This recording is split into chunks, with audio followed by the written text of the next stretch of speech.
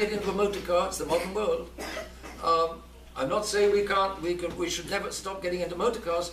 All I'm saying is that every time we're getting into a motor car, we're paying a little price, and that little price adds up with all the modern things that I use and get used to and that enter my soul and that I admire and that I value. I've got to be careful how I admire the things of the modern world to make sure they don't get in between me and God.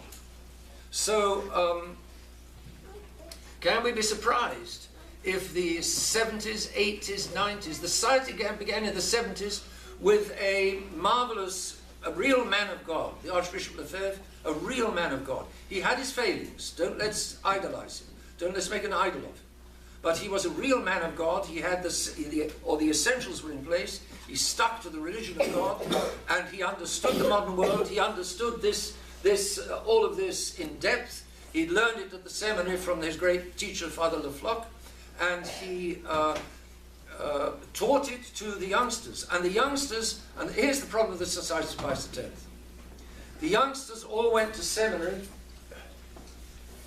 These young men of the 70s and 80s, they went to the seminary and they sat down on the benches in the seminary. Ooh, Archbishop Lefebvre, Echo, ooh.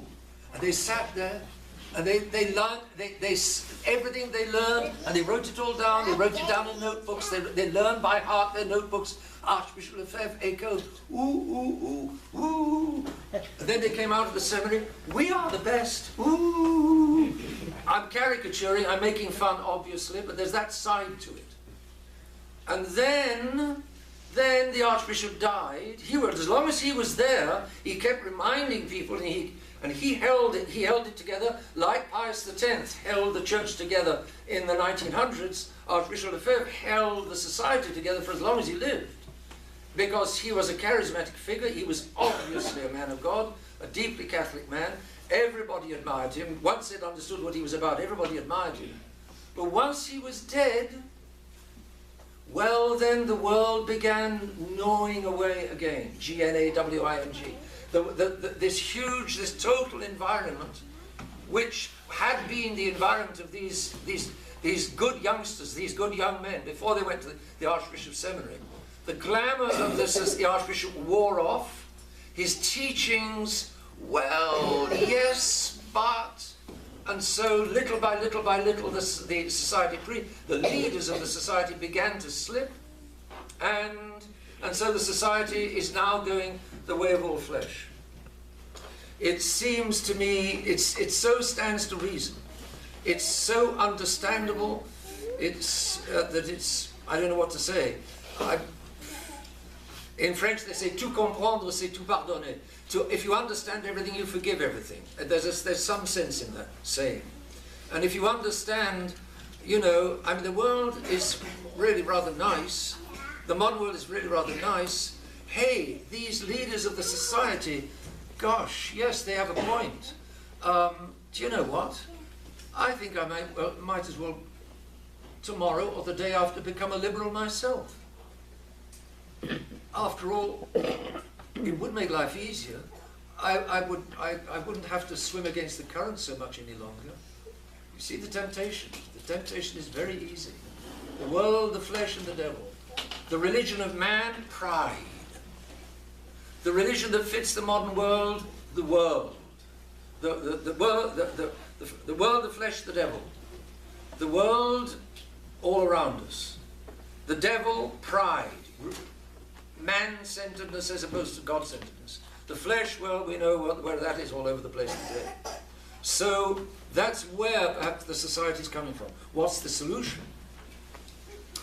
Well, the solution, Solzhenitsyn said, and Dr. White loves quoting Solzhenitsyn, Solzhenitsyn said, the division between good and evil does not go between this power block and that power block. The division between good and evil does not go between this party and that party in this country. The division between good and evil does not go between my friends and my enemies inside this party. The division between good and evil goes right down the middle of my own heart. And therefore the solution to the problems of the modern world is what I am going to do about my own sinfulness. That's the start. And what am I going to start? How am I going to start? Prayer, of course. But remember always the old proverb, pray but keep rowing to shore. In other words, prayer, yes, but also my own effort. Pray but keep rowing to shore. Otherwise, if you just sit in the boat and do nothing, you're going to drift away from shore, you're going to drown. So you pray, but then the other proverb says, God helps those who help themselves. So what are we going to do besides praying to help ourselves? Well, that's another discourse. But it starts with ourselves. It moves on to our family, which is the importance perhaps of what we're doing here these few days. And only after that, if the person in the family, if I am responsible for a family, I look after my own soul.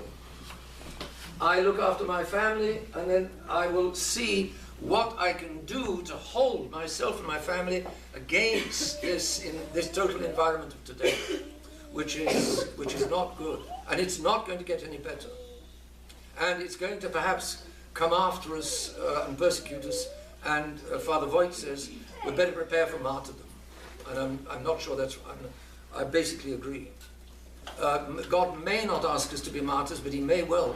It's going to be all or nothing. And since I'm no longer in the pulpit, then I think I can sing it. With me, it's all or nothing. And if you remember the old song from Oklahoma. No half on half romance will do. With God, it's all or nothing. And that's the bottom line. And the 50s, it was a half and half romance with God. And God said that won't do, and He punished us with the 1960s and with the collapse of the church.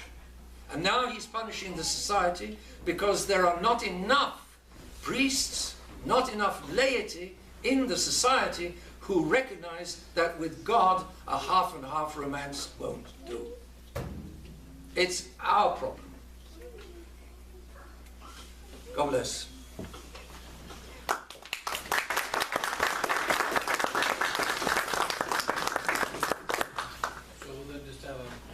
We'll do a 2 minutes break, and then we'll have it at 10:15.